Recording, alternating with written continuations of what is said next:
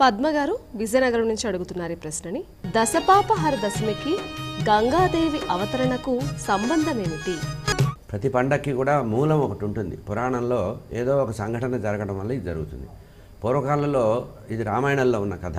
ఇందాక మనం చేసింది స్కాంద పురాణం. ఇప్పుడు రామాయణంలో ఉండే కథ ఏంటంటే, సగర చక్రవర్తి అని ఉన్నారు సూర్యవంశంలో. అంటే రామచంద్రమూర్తికి పూర్వీకుడైనటువంటి సగర చక్రవర్తి ఉన్నారు.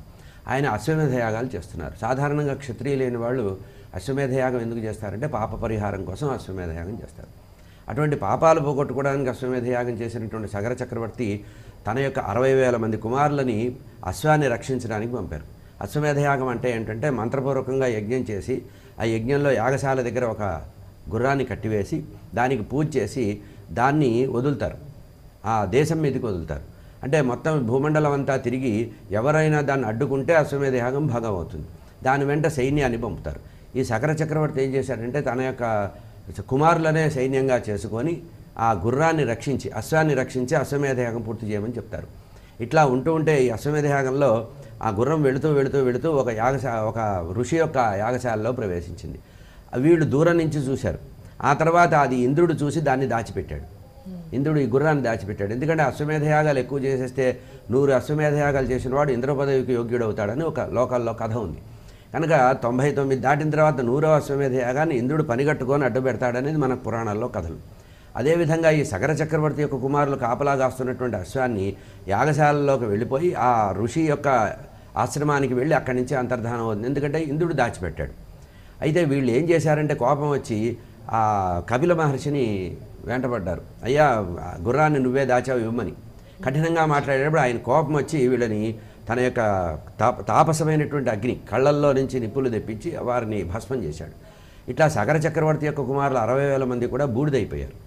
బూడిదైపోతే ఈ విషయాన్ని రాజుగారు తెలుసుకున్నారు. సగర చక్రవర్తి తెలుసుకొని వాళ్ళకి ఎట్లా ఉత్తమగతులు కలగాలి అని చెప్పి ఆలోచిస్తే అప్పుడు వాళ్ళు ఏం చెప్తారంటే పవిత్రమైన గంగానదిని ఆకాశంలో స్వర్గంలో ఉండేటువంటి సత్యలోకంలో ఉండేటువంటి గంగానదిని భూమి మీదకి తీసుకొచ్చి ఆ తర్వాత వీళ్ళ యొక్క భస్మరాశులు శరీరాలన్నీ భస్మం అయిపోయినాయి కదా, ఈ భస్మరాశుల మీద ప్రవహింపజేస్తే అప్పుడు వాళ్ళకి ఉత్తమ లోకాలు కలుగుతాయి, వీళ్ళకి పిశాచత్వం అనేది పోతుంది, వాళ్ళు తరిస్తారు అని చెప్తారు. ఆ వంశంలో చాలామంది భగీరథుడి వరకు చాలామంది తపస్సు చేశారు. ఎంతో కష్టపడ్డా కూడా భూమి మీదకి గంగని తేలేకపోయారు. సత్యలోకంలో ఉండే గంగ భూమి మీదకి రాల. భగీరథుడు అనేటువంటి సూర్యవంశ చక్రవర్తి ఇదే పనిగా రాజ్యాన్ని వదిలిపెట్టి భార్యాపిల్లలను వదిలిపెట్టి ఎటువంటి సుఖాలు లేకుండా తీవ్రమైన తపస్సు చేశాడు. ఆ తపస్సు చేస్తే బ్రహ్మగారు అనుగ్రహించి గంగని వదిలేరు, సత్యలోకంలో ఉండే గంగను వదిలేరు. అయితే ఆ గంగ వేగంగా వస్తోంది. అప్పుడు ఏం చెప్పారంటే ఈ గంగ నేరుగా భూమి మీదకి వస్తే భూమి ప్రళయం అవుతుంది, జలమయం అయిపోతుంది. కనుక జల ప్రళయం రాకుండా ఉండాలంటే శంకరుల వారిని ప్రార్థించమన్నారు. కైలాసంలో ఉండే శంకరుడు తన యొక్క జటాజూటంలో దీన్ని బంధిస్తారు, నువ్వు ప్రార్థించమంటే అప్పుడు మళ్ళీ తపస్సు మొదలుపెట్టాడు భగీరథుడు. తపస్సు మొదలుపెట్టి శివుడి యొక్క జటాజూటంలో ఉండమని చెప్పారు. అప్పుడు జటాజూటంలో బంధించబడి ఉంది.